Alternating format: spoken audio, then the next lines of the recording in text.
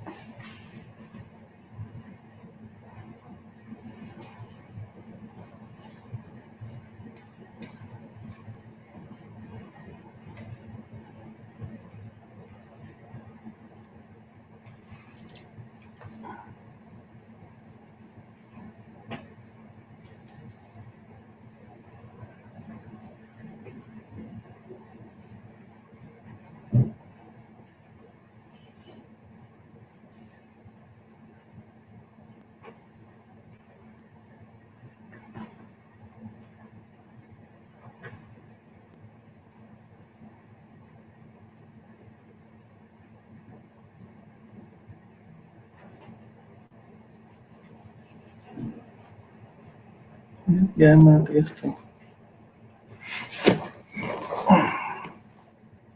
Correct ko. Yun no, morning tropa. Good morning. Naririnig niyo ba ako? Ngayon, sinubukan ko lang gamitin itong StreamYard. Hindi ko alam kung gumagana.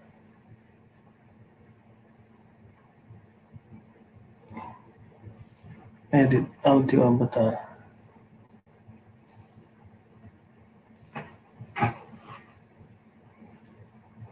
Hello?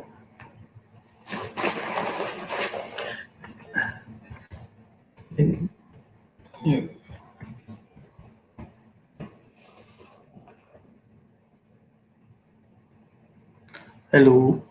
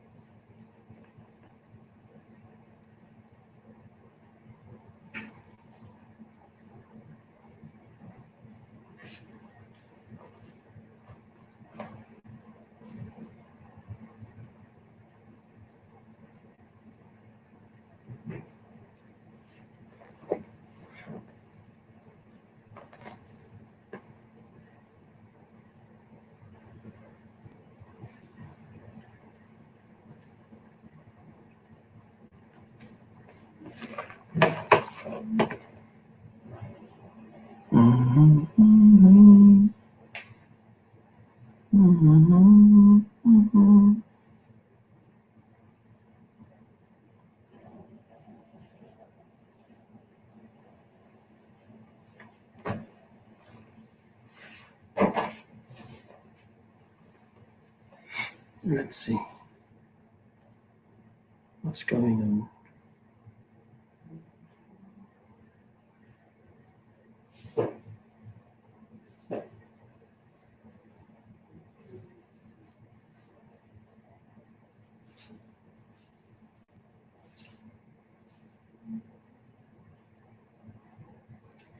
Hello?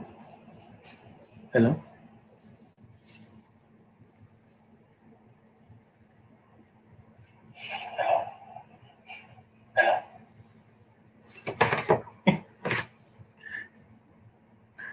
Connect no malimit makangig titataw. Mabalinmet ganyan.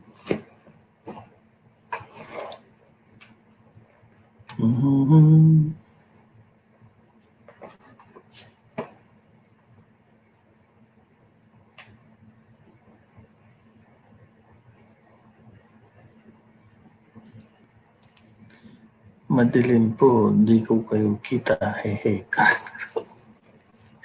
Talaga lang nangisip ino mo. So nga madim makita.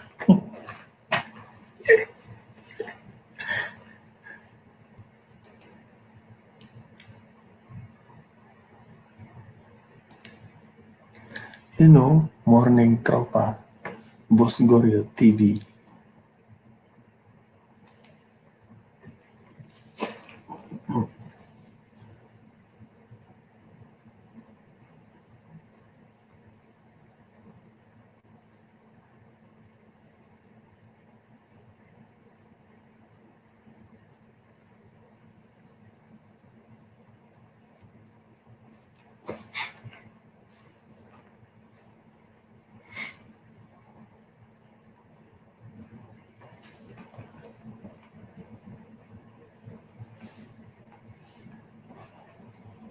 Mm.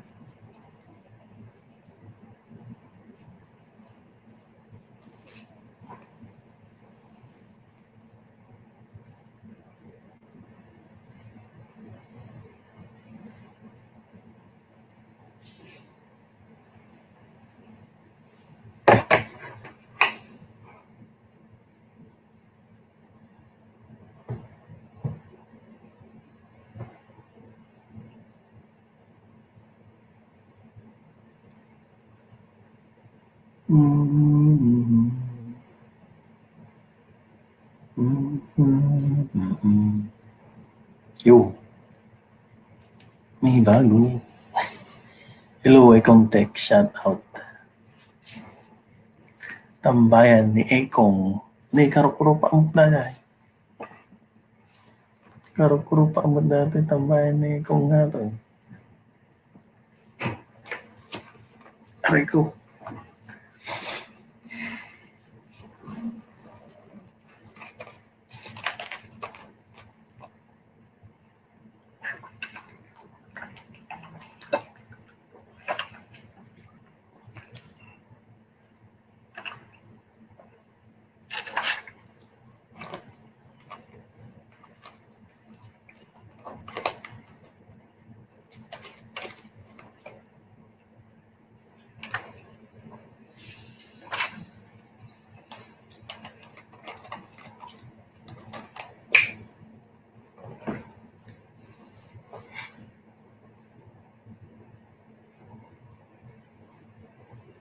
Uy.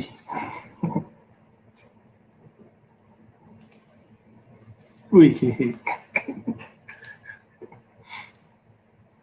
Pa-shout out naman po, Roll Channel Ninja. Ral, dandani akmut makasanga ribbon. Manang 960, 40 pay. Madik na kapan, kalkal pa sila trabaho, alas 5:30 ak na pasti trabaho, sayang. Next time, kwagtati ka.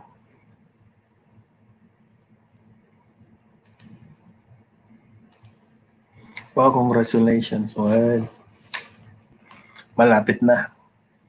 Malapit na rin gumraduate si Ekong Tech. 40 pa. Alam mo, may ginawa ako na magandang idea. Alam mo yung mga comment na pumapasok sa akin?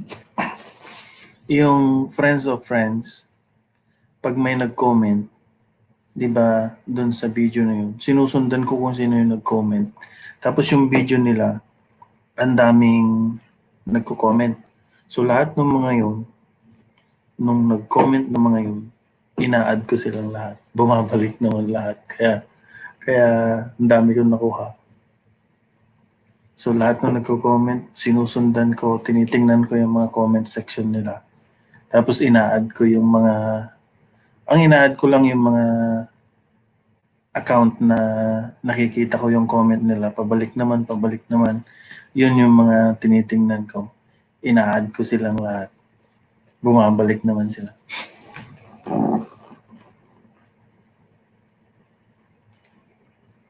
Parang kailan lang, oo. Parang kailan lang. Pag naka 1,000 na ako, mas gagawa ako ng mga videos para magpadami na rin ng watch hour.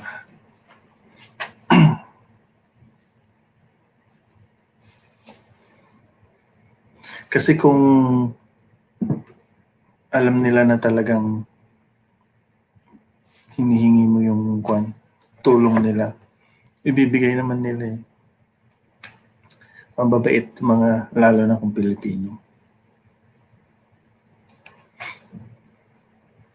More videos, more watch hour. That's true. Tututs yan, brother. Nangankaan, ngaro dahil. Ano oras yun itan?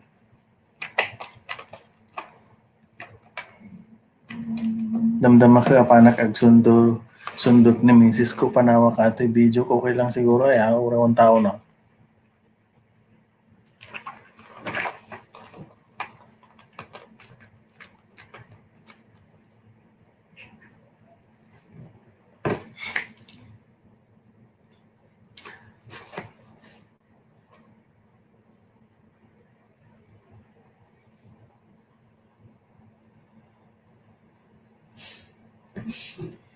Idol Good AM, sabi ni Marvelous Mark. Thank you, Marvelous Mark, sa pagpunta mo sa live streaming ko. Meron tayong kasamang isa dito, si World Channel. Kaibigan ko siya. Mabait yan, lagi din nag-LS. Puntahan mo, i-add mo siya para pag nag-LS siya, puntahan mo kasi ang daming nag-join sa LS niya. Ang dami kang mabibingwit doon.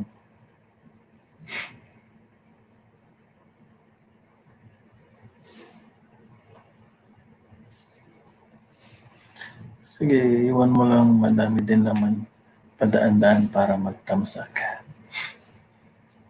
Sige, mamaya pa naman, hindi pa tumatawag. Mga 6:40 ako magsusundo. Mga 30 minutes nakabalik na ako. Medyo malayo-layo kasi yung train station eh. Lagyan ko ng asong background mamaya para kung sino yung dadaan. Yan muna ang kausap.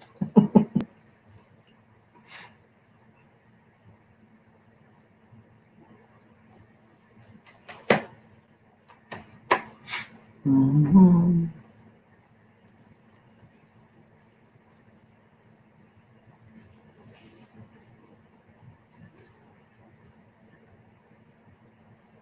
Invite guys. Ayun lang yung kon ko eh. Yun lang yung stop tools ko dito eh. Malaki. Wala akong iba.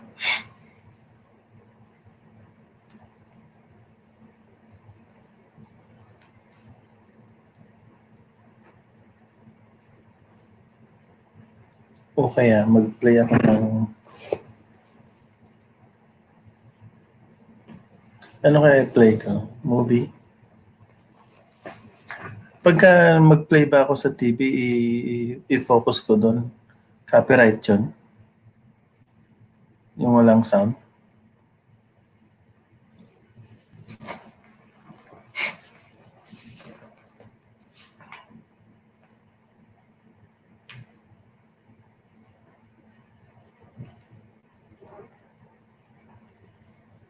Mm-hmm.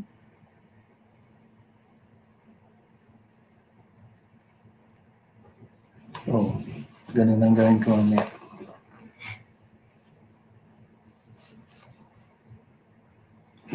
Bago lang. Ngayon ko lang gagamitin itong StreamYard. Maganda pala to. Silent mo para didinig sounds. Oh. Tapos okay na yun.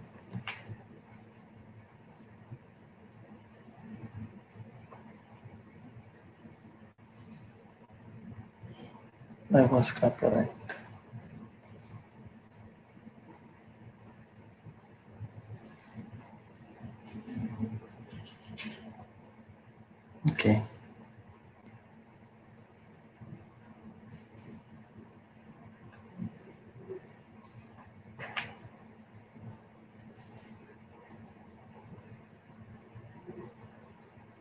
Maliwanag, StreamYard, pero mas konti makukuha mo WhatsApp. Ganun pala yun.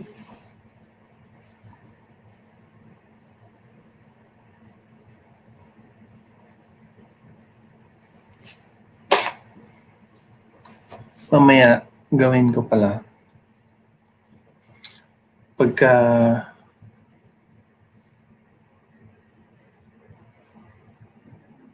balik ako sa live lang mamaya. Yung direct kay Lolo. Gagawin ko to pagka meron na yung in-order kong microphone. Kasi balak ko yung parang yung makikipag-usap-usap sa tao. Paano ba yun? Turuan mo nga, Colorado, yung papasukin yung isang kausap dito. Paano ba yun? Yung mukha niya nakikita ko rin na nakakausap ko. Paano ba yun?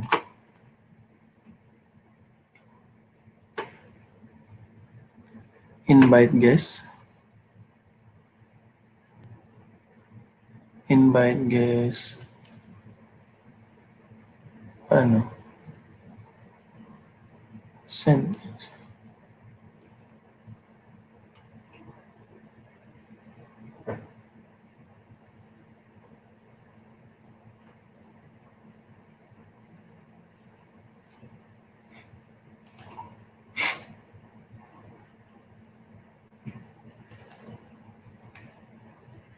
May option yun.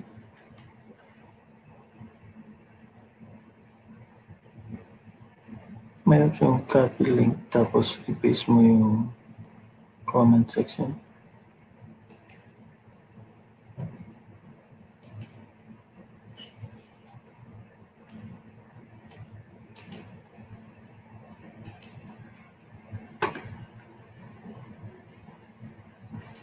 Tapos, bigay ko sa'yo.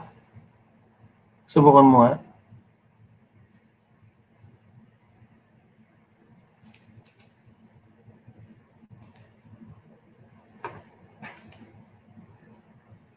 Ayan.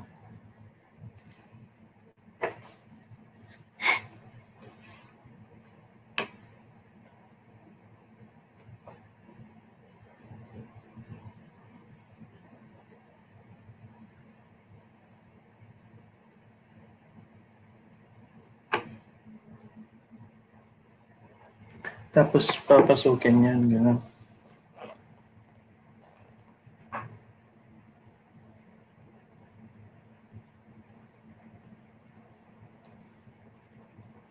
Subukan ko ang ipasok yung isang konto.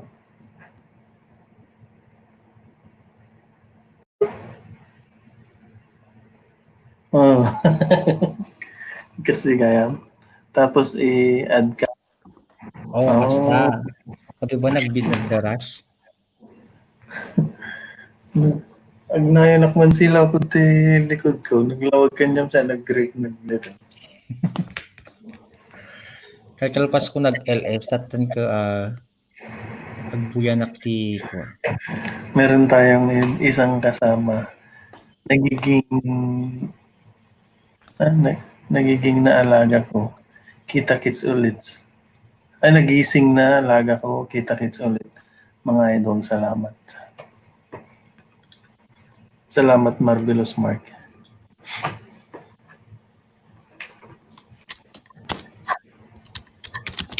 Pwede pala yun.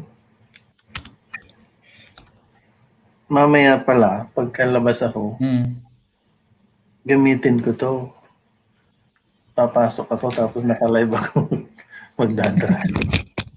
O di kaya, magtawag ka ng friend mo, dito kayo mag-usap. Pwede yun. Oh. Di parang kunwari. Parang video call lang kayo. Maganda. Parang nag-video call. Di, kesa naman sa mag-usap kayo sa video call, dito na lang kayo mag-usap. Para, may ilagay pa sa YouTube. O diba, nagtag din WH. Sayang. Oh. Paano ba yung kaya? Kaya lang, StreamYard lang kasi delayed. Minsan, delayed yung action sa StreamYard. Parang, mas umuuna din sa ulo kaysa yung kilos mo. Pero minsan sa StreamYard. Ba't yung mga message din? Kagaya ngayon, ginagawa ko yung laptop ko. Delayed yung sa laptop kung isa sa cellphone. Oo nga. Kanina nag-message ako dun sa ninja ko. Mga halos kalahating minuto bago nag-appear. Delayed nga. Delayed ang StreamYard. Yun ang problema sa StreamYard na delay. Maraming aalis kung parang ang alam nila hindi mo pinapansin. Yes, tama yun, kuya. Akala nila hindi mo pinapansin kasi delayed. Wala, may na-comment ba ako dyan na 000? Wala. Napindot ko ata yung... Siguro hindi pa dumating. Mayroon. Nasa laptop ko, napindot ko yung kanya. Napindot ko yung 000. Ay, baka kasi yung nakalagin dito sa na account. Kasi nga may ninja. Ang ginagawa ko product yung WH ko, pinipindot ko dito sa laptop. Ibang ninja. Pwede kang mag-live stream pati sa gamit yung Directa tapos sa dito rin. Dala-dalawa. Hindi pwedeng dalawa. Hindi pwedeng nakasign yung dalawang account. Dapat may isa lang. No, ag-login ka dito, dapat ipagbuya ng ninja. Hindi pwedeng dalawa kasi mapapalo ka ni Lolo. Hindi pwede yun. Oo. Dapat isa lang. Meron akong inaayos na dalawang live stream ko yung una. Kasi nagpatugtog ng puro copyright yung pinatugtog ko. Halos yung entire na LS ko copyright. Dahil sa tugtog. Minumute ko lahat. In-appeal. Pwede mo namang i-appeal yun kapag na-copyright ka. Di ba? Oo, pero kinumpis ka nga yun, tapos in-appeal ka. Ibinalik, pero copyright naman pa rin. Ibinalik pero copyright. Dahil sa tugtog. Pwede mo i-edit yun kung na-edit mo. Sa Chrome mo. Paano? Para hindi masayang yung views noon, i-edit mo. Yung subli ni Lolong edit mo siya, punta ka sa Chrome, tapos sa Chrome mo, YouTube Studio, tapos i-click mo dry details na, i-mute mo lang suna mabalin. Huwag na mo nga delete. Ganun ang ginagawa ko. Tagal mag-edit dun sa YouTube Studio. Sayang yung oras nun eh.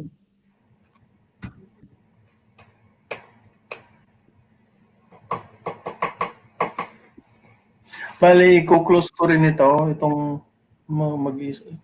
Kung halimbawa kulang isang oras na live stream, ilan na makukuha kong watch hour nito? Wala, konti lang. Depende sa papasok. Depende sa papasok na views. Mamaya, ulitin ko na lang mamaya. I-close ko na ito mamaya. Tapos, mag-direct ako pagdating ko ulit. Oo, mag-direct ka na lang mas maganda. Mas malaki. Makakuha mo. Kasi nung last time, 4 hour and 30 minutes, watch hour na naidagdag sa akin, 25. 25 hours? Yun nakalagay, pero nung tiningnan ko yung 10 lang naman. Ganun ba yun? Oo. Hindi, pero, ay wait lang. Hindi ko maintindihan. Hello? Sige, Mayon. Sige. O sige, Garod, kuya. Eh, no, no, ito po mo, okay lang, itambay ko lang tatin. Sige, ag-leave na klatamutan. Sige, bye-bye, ingat. Okay, sige, thank you. Sige, sige.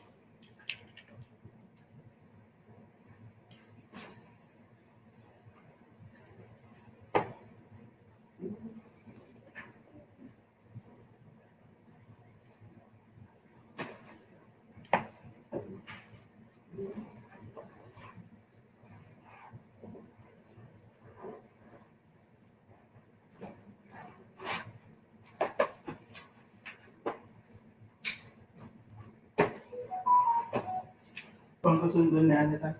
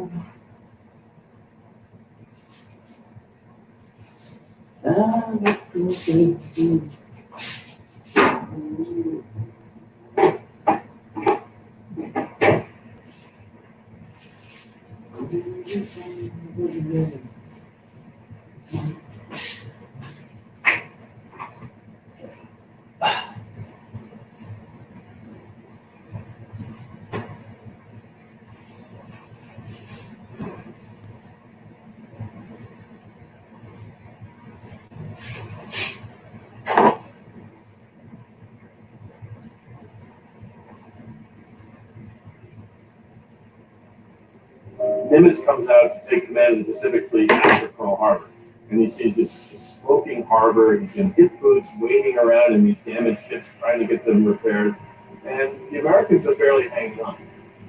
Everybody just felt kind of bad. We should have been ready. We should have expected it. We should have fought back better. This is awful. And then Nimitz comes, and there was something about his ability to inspire, not in a pound podium way, but in a quiet, I'm on your side, we're a team kind of way. At the same time, he was a risk taker by instinct and a hard-charging, hard-driving warrior. Fleet Admiral Nimitz has an incredibly difficult task in front of him. The Japanese are currently roaming the Pacific unchecked, taking territory almost at will. And Nimitz currently has only 4 effective ships to try and stop them. The aircraft carriers Lexington, Falmouth, Enterprise, and Yorktown. Nimitz's big issue is that he can't let the Japanese run wild anymore. So he's got to keep the Japanese at bay, but also protect the assets that he has. He can't afford to lose warships. So he certainly can't afford to lose warships unless he extracts higher toll from the Japanese. So this is the sort of balancing game that he has to play. But Nimitz is watching for nothing, have little sympathy with his predicament. President Franklin D. Roosevelt wants a headline-grabbing operation as soon as possible. Franklin Roosevelt is a domestic politician. He has been commander-in-chief of the Republic since time. The last thing he can do is say, we cannot reform. He does not want the U.S. armed forces to look too hiding. He doesn't want them to look too passive. Supposedly, Roosevelt said, tell Nimitz to get the hell out of Pearl Harbor and don't come back till the war is won. The plan cooked up in Washington is a bombing raid on Japan's capital, Tokyo, led by Colonel James Doolittle. Doolittle's planes can only launch inside Japanese waters. For one of Admiral Nimitz's few remaining aircraft carriers. Nimitz knows the raid is purely symbolic and risky. Doolittle's heavy bombers are not even designed for carrier runways. Nimitz, I think, is directed to send this operation forward, whether you liked it or not. I guess a betting person might have wondered whether or not it would even have been attempted. It will be a one-way mission for these crewmen. They're going to basically fly off the carrier deck, bomb Tokyo, and then land in safe airfields in China. That's the plan. So it is an extremely bold operation. When Colonel Doolittle's first bomber heads off the flight deck, there's this moment where it dips below now, and it looks like it's about to plunge into the ocean too heavy with its own bomb load. It just barely gets aloft and rises up above the horizon.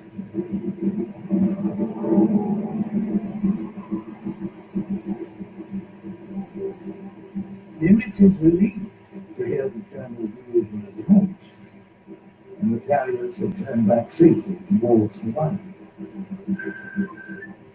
What he doesn't realize is the raid will make his carriers a priority target for the enemy. When the bombers unleash a small shockwave on Tokyo, they score a publicity victory for the American people. But the attack enrages Japan.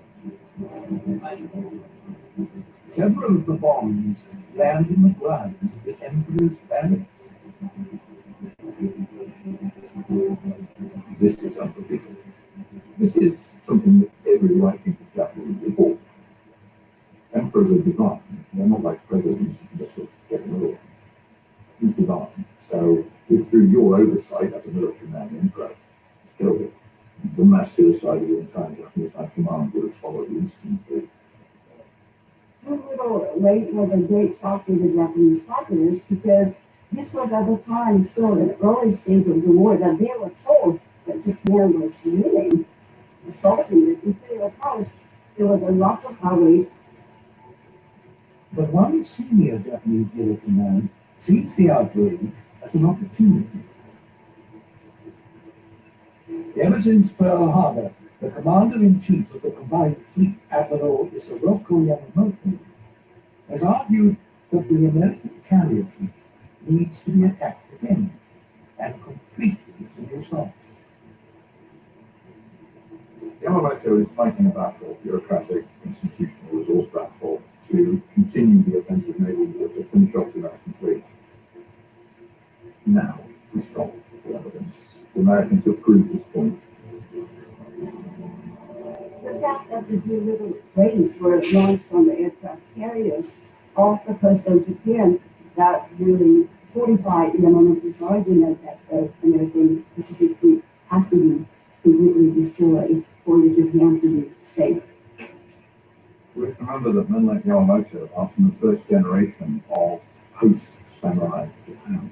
So they're related to the warrior leaders of a medieval country. He's not somebody who thinks that just beating them is enough. He wants to wipe them out. He wants to make sure they cannot do anything else. The entire Japanese military is now galvanized behind Admiral Yamamoto. No. His plan is to lure the American aircraft carriers out of their base in Pearl Harbor for a decisive naval battle that will finish off Nimitz's Pacific Fleet completely. And to entice them into battle, he decides to invade a tiny US-held Atoll Island halfway across the Pacific. Midway is a valuable forward airfield and refueling base for the Americans. The Japanese see their attack on Midway as bait. They will bait the Americans into sending the carriers from Pearl Harbor.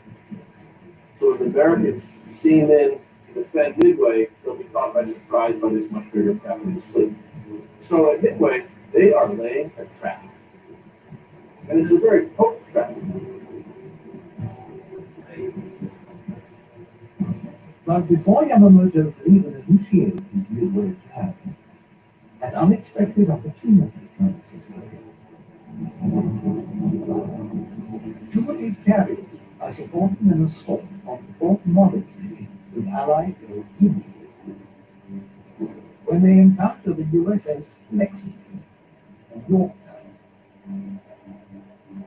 Out of nowhere, Yamamoto has an early shot at destroying half of Nimitz's carrier fleet. And for the first time in history, two fleets fight without ever seeing each other. While a battleship is limited by its speed and the reach of its guns, our carriers dive and torpedo bombers and strike across hundreds of miles. Now we're beyond visible range, over the horizon. Radar technology is very primitive. Long range reconnaissance quite spotty. The ability to then coordinate reconnaissance with the guys on the flight deck. So you're groping around in the dark, looking for an enemy that you can't always find. Amid the mayhem in the Coral Sea, the Japanese are confident they've scored a key victory. Two of their carriers are damaged, but the U.S. Lexington is ripped apart by explosions and sinks. And the USS Yorktown is a smoldering wreck, surely doomed. Two of the United States 4 carriers are down before the Midway assault has even begun. The Japanese start the war thinking, I'm not sure we can do this. By Midway, they think they can.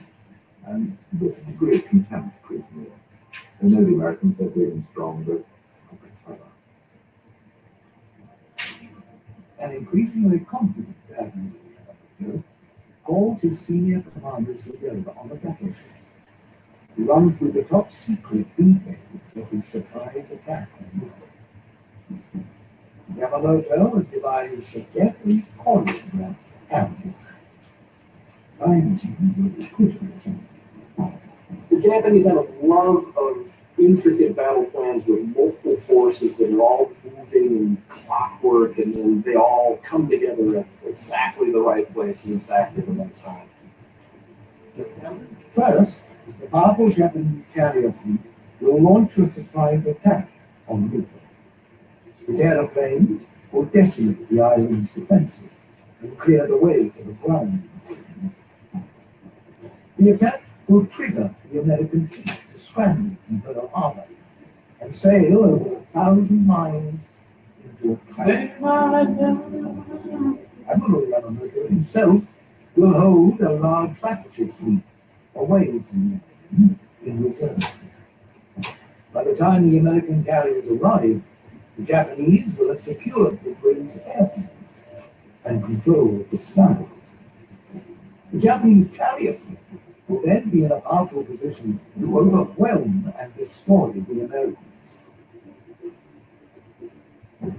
The man in charge of this vital carrier force is Vice Admiral Shinichi Nagumo. Nagumo should have a good 3 or 4 days before he's going to be faced with those American carriers. And that's going to give him time to put Midway out of business, invade Midway, turn it into an advanced base for the Japanese, and then he will turn and face the next threat that is coming, which should be the American Navy. But the interesting thing here is that Yamamoto and Nagumo really don't like each other. These two guys don't get along at all. And yet, by reasons of seniority, he ends up getting placed in command of the world's foremost carrier force, and he really didn't have a good feel for this weapon system. He didn't really know how to operate it. Admiral Nagumo is a classic surface warfare procedure-based officer. He does exactly what the doctrine says, he does what he's been told to do, and he does it according to the manual. And Nagumo is not the man to be left with a great deal of initiative. But if the Japanese battle plan relies on secrecy and surprise, it's already under threat. In Hawaii, the United States cryptography unit called HIPO is trying to decipher encoded Japanese radio traffic. Leading the team at HIPO is the eccentric Captain Joseph Rochefort. Rochefort is someone who's viewed with extreme suspicion by conventional naval officers. You see him as way too much of an irreverent egghead. He works in this workshop where he sets up these massive tables with sawhorses and planks, and he spreads out the Japanese codes, and he shuffles around them wearing a smoking jacket and carpet slippers. He was a bit of a fellow who worked off the reservation. He had spent time in Japan, and therefore had learned not just the Japanese language, but a lot about Japanese culture. And therefore, they looked at code messages not just for what they said in terms of language, but for what they applied in terms of meaning. But even so, the cryptanalysts at HIPO really only crack about 20% of the Japanese code. The rest is kind of determined from guessing.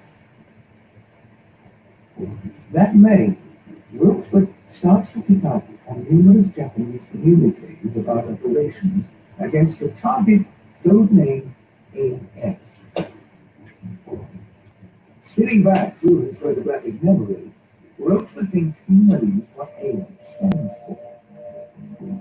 And he remembered the intercept from March 1942 of a Japanese control plane saying it was passing by a target designated AF.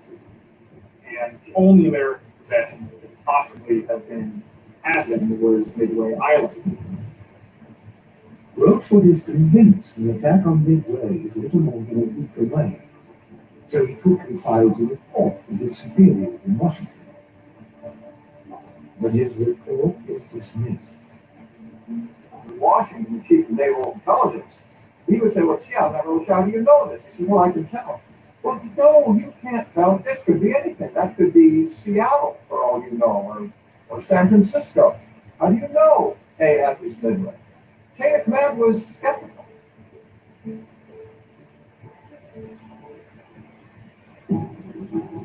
Daybreak, the 4th of June. The Japanese carrier fleet has moved to within 250 miles of Midway. Its commander, Admiral Nagumo, is now in position to initiate the attack on the island. if you were looking at this encroaching Japanese fleet at Midway Island, you'd have to say that they have the upper hand.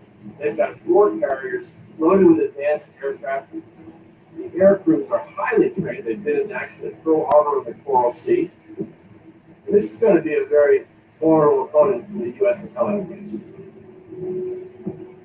All 4 Japanese carriers coordinate the mass launch of attack planes.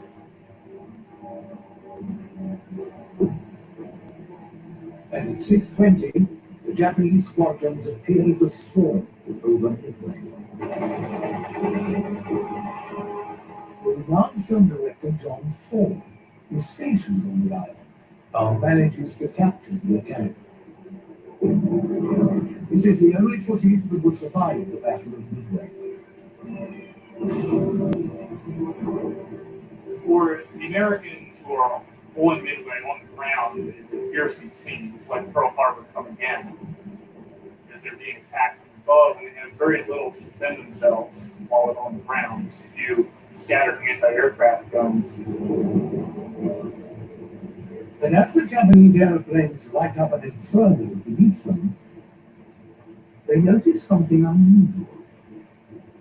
One of their key targets, the island's bomber planes, are nowhere to be seen on the airfield below. There's almost no airplanes there. They're not on the airfield, and the Japanese are curious about that. Why has that happened? American airplanes must be in the air somewhere. Earlier that morning, John Ford's cameras captured the moment the American bombers scrambled. And now they appear directly over the Japanese carrier fleet. Nagumo's plan for total surprise seems to have been compromised. That must have been quite a sight. And that is a problem for Nagumo. Midway doesn't seem to be as quiet an area as he might have supposed.